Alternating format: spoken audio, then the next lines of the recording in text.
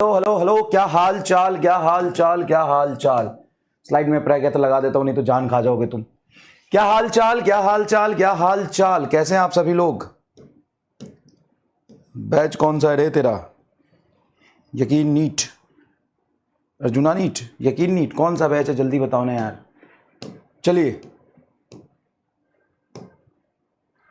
Hello hello hello hello hello, क्या हाल चाल, क्या हाल चाल, क्या हाल चाल। ऑडियो एंड वीडियो क्लियर है तो प्लीज एक बार थम्स अप कर दीजिए, थम्स अप कर दीजिए please please. Audio and video clear है तो प्लीज एक बार थम्स अप कर दीजिए। Hello hello hello hello hello, audio and video clear है तो प्लीज एक बार थम्स अप कर दीजिए। Hello hello hello hello hello hello hello hello, audio and video clear है तो प्लीज एक बार थम्स अप कर दीजिए। Hello hello hello hello hello, क्या हाल चाल, क्या हाल चाल, क्या हाल चाल। चलिए, तो ऐसा है कि अभी हम लोग पढ़ रहे हैं न्यूटन्स लॉ ऑफ मोशन, और ये न्यूटन्स लॉ ऑफ मोशन का लेक्चर नंबर है 4।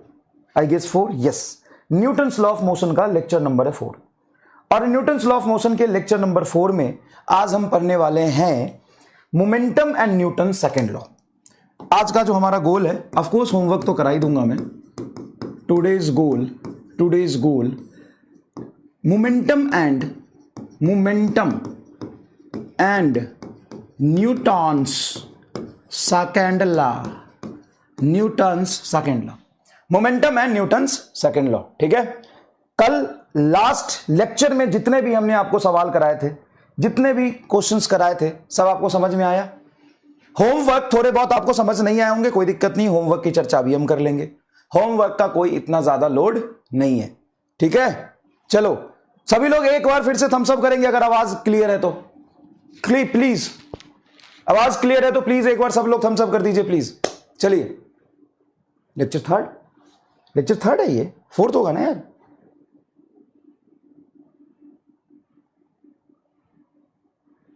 लेक्चर 4 होगा ना।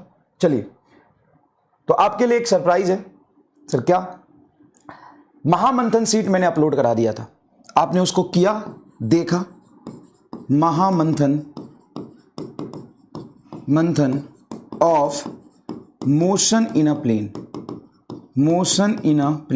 ज्यादा क्वेश्चंस नहीं है, 40 क्वेश्चंस है, जिसमें वेक्टर के सवाल है और प्रोजेक्टाइल के हैं, रिलेटिव मोशन के हैं, मोशन इन अ प्लेन के हैं, सर्कुलर के थोड़े बहुत होंगे। तो ये मैंने अपलोड करा दिया। क्या आपने देखा इसको? क्या आपने किया इसको? दूसरा, संघर्ष असाइनमेंट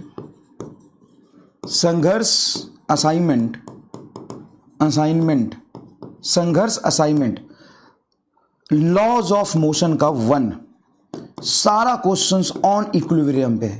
मतलब इक्विलिब्रियम पे जितने भी सवाल हो सकते थे, जितने भी सवाल दुनिया में हो सकते थे, चाहे वो जेई के हो, जेई मेंस के हो, एडवांस के हो, अलग अलग कोचिंग इंस्टीट्यूट के rankers, star batch, topper batch का जो सवाल हो, वो सबका कलेक्शन मैंने बना के दे दिया है। इसमें आप 30 से 40% कर पाए, कर लिया 30 से 40% कर लिया, समझो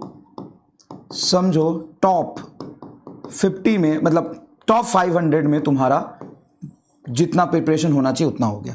30 से 40% क्वेश्चन कर लिया तो 30 से 40% क्वेश्चन अगर आप अटेम्प्ट कर पाए, उसको कर पाए, तो भाई मोर देन सफिशिएंट होगा।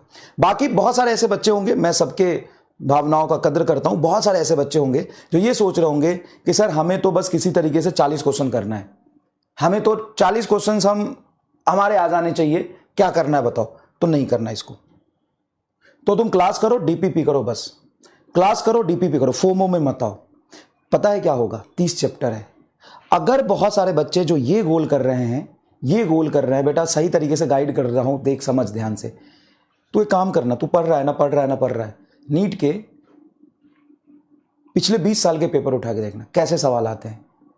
अगर तुम ज्यादा ही समय खराब ऐसे क्वेश्चंस में कर दोगे जिसको समझना मुश्किल है, जो 4 से 5 मिनट ले लेगा सॉल्व करने में घर पे, तो एग्जाम में तो 2 मिनट ज्यादा ही लेगा, 30 सेकंड ज्यादा ही लेगा एग्जाम में। तो बच्चा भी क्या है कि बहुत फोमो में है, बहुत डरा हुआ है, तो फिर वो कुछ भी कर रहा है, ये असाइनमेंट मैं दूंगा, ये कर रहा है। तो जबरदस्ती प्रेशर में आके मत करो। अगर तुमको एग्जाम में चाहे नीट 2025 या उससे भी टफ पेपर आ जाए, अगर 2025 और उससे टफ पेपर आता है तो आपको 40 क्वेश्चंस किए हुए आने चाहिए। 40 क्वेश्चंस जैसे कंसेप्ट है, जो सारी चीजें हैं वो पढ़ा हुआ होना चाहिए। उसमें 35, 36, 40 कर लो, आपके लिए सफिशिएंट है। उसके लिए क्लास नोट्स, डीपीपी, मॉड्यूल, कुछ भी कर लो। क्लास नोट्स डीपीपी कर लो, या क्लास नोट्स मॉड्यूल कर लो, या मिस्टर फिजिक्स कर लो। इससे बाहर सवाल नहीं जाएगा। नीट 2025 का देख लो ना। तो नीट 2025 है, उसका क्या किया उसमें, तुमने बताओ, तुमने क्या किया उसमें? क्या उसमें 45 के 45 सवाल बच्चे करके आए हैं, या उसमें 40 सवाल जो करके आए हैं वो टॉप 500 में आज भी हैं? बताओ ना, तुम बताओ। जो उसमें टॉप 500 कितने नंबर पे आया पता है तुमको? टॉप 500 कितने नंबर पे आया पता है? 615 पे, 20 पे, 615 20 पे टॉप 500 में रैंक आया है।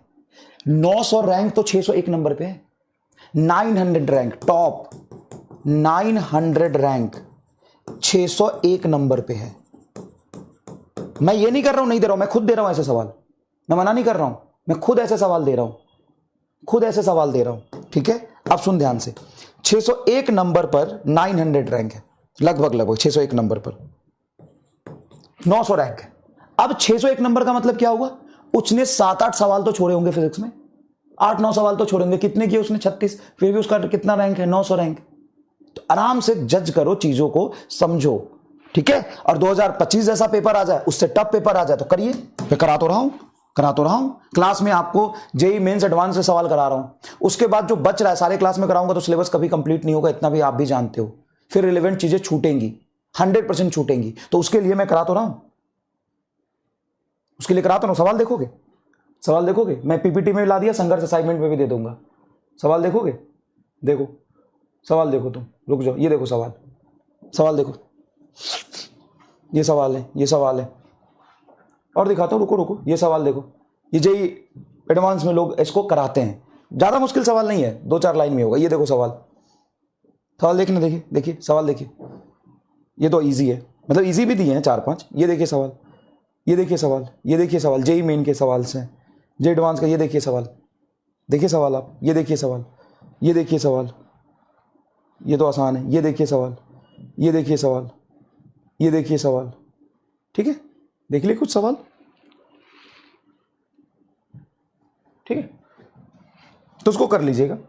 कुछ सवाल इजी भी दिए, कुछ टफ भी दिए। ठीक है, चलिए अब आगे बढ़ते हैं, अब आगे बढ़ते हैं। मतलब मैं तो किस लिए बोल रहा था? मैं इसलिए बोल रहा था कि तुम फालतू में पैनिक हो